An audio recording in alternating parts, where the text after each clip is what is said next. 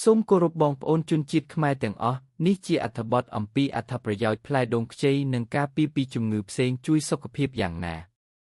ផ្លែដូងខ្ចីជាផ្លែឈើដែលមានអត្ថប្រយោជន៍ច្រើនសម្រាប់សុខភាពផ្លែដូងខ្ចីយ៉ាង Green Coconut ជាភេសជ្ជៈធម្មជាតិដ៏ពេញនិយមនៅកម្ពុជានិងតំបន់ត្រូពិកទាំងទឹកដូងខ្ចីនិងសាច់ដូងខ្ចីស្រស់មានអត្ថប្រយោជន៍សុខភាពជាច្រើនដោយសារសម្បូរទៅដោយអេឡិចត្រូលីត Electrolytes វីតាមីនសារធាតុរ៉ែនិងសារធាតុប្រឆាំងអុកស៊ីតកម្ម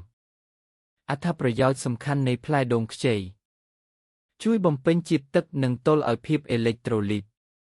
ទឹកដូងខ្ចីមានប៉ូតាស្យូមម៉ាញ៉េស្យូមកាល់ស្យូមនិងសូដ្យូមខ្ពស់ដែលស្រដៀងនឹងជាតិទឹកក្នុងរាងកាយមនុស្សវាល្អសម្រាប់ការផឹកបន្ទាប់ពីហាត់ប្រាណឬនៅអាកាសធាតុក្តៅជួយការពារការខ្សោះជាតិទឹកនិងកាត់បន្ថយការរមាស់សាច់ដុំគាំទ្រសុខភាពបេះដូងនិងគ្រប់គ្រងសម្ពាធឈាម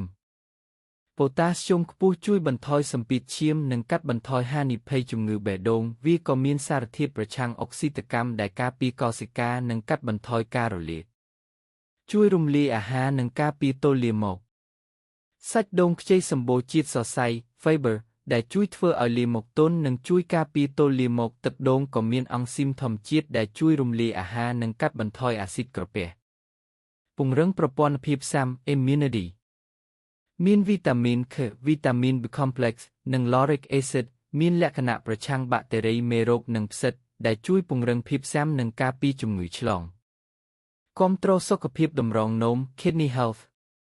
ជួយបង្កើនការបញ្ចេញសារធាតុ citrate តាមទឹកនោមដែលអាចការពារការបង្កើតថ្មតម្រងនោមវាក៏មានលក្ខណៈជា diuretic ធម្មជាតិជួយសម្អាតតម្រងនោមផ្ដល់ថាមពលនិងគាំទ្រសុខភាពស្បែកផ្ដល់ជាតិស្ករធម្មជាតិនិងថាមពលរហ័សដោយមិនបង្កើនជាតិស្ករក្នុងឈាមខ្លាំងវាជួយផ្ដល់សំណើមដល់ស្បែកកាត់បន្ថយស្នាមជ្រួញនិងការពារការរលាកស្បែកផ្សេងទៀតជួយពង្រឹងឆ្អឹងនិងធ្មេញមានកាល់ស្យូមនិងម៉ាញ៉េស្យូមមានកាឡូរីទាបនិងគ្មានកូលេស្តេរ៉ុលស័ក្តិសមសម្រាប់គ្រប់គ្រងទម្ងន់អាចជួយកាត់បន្ថយកម្រិតជាតិស្ករក្នុងឈាមជាពិសេសដូងខ្ចីការពារពីជំងឺបេះដូងនិងសម្ពាធឈាមខ្ពស់តាមរយៈប៉ូតាស្យូមនិងសារធាតុប្រឆាំងអុកស៊ីតកម្ម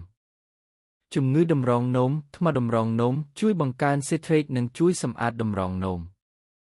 ជំងឺរំលាយអាហារទល់លាមកអាស៊ីតក្រពះជាតិសរសៃនិងអង់ស៊ីមធម្មជាតិកង្វះភាពស៊ាំនិងជំងឺឆ្លង lauric acid និងវីតាមីន C ការខ្សោះជាតិទឹកនិងអស់កម្លាំងជាពិសេសសម្រាប់អ្នកហាត់ប្រាណឬនៅកន្លែងក្តៅការប្រុងប្រយ័ត្ននឹងផលប៉ះពាល់ដែលអាចកើតមានផឹកច្រើនពេកអាចបណ្ដាលឲ្យមាន hyperkalemia ប៉ូតាស្យូមខ្ពស់ក្នុងឈាមដែលប៉ះពាល់ដល់បេះដូងជាពិសេសអ្នកមានជំងឺតម្រងនោមរ៉ាំរ៉ៃអ្នកមានសម្ពាធឈាមទាបគួរប្រយ័ត្នព្រោះវាអាចបន្ថយសម្ពាធឈាមបន្ថែមទៀតផឹកច្រើនអាចបណ្ដាលឲ្យរាគឬហើមពោះជាពិសេសបើមានបញ្ហារំលាយអាហារគួរជ្រើសរើសដូងស្រស់ឬទឹកដូងសុទ្ធមិនមែនប្រភេទកែច្នៃដែលមានស្ករបន្ថែម